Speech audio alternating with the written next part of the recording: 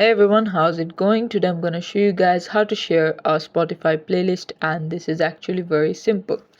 At first, what you want to do is directly head over to Spotify.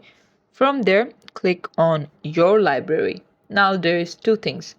If the playlist is created by you, then let's say this Vibey Vibe, you want to share this, just tap on this one and you can see this share icon. Click on this one. As you can see, it says share, so you can directly either copy link or like share it to your story. Is it Messenger, Facebook, WhatsApp, or Twitter? Where do you want to share it? You can directly choose that.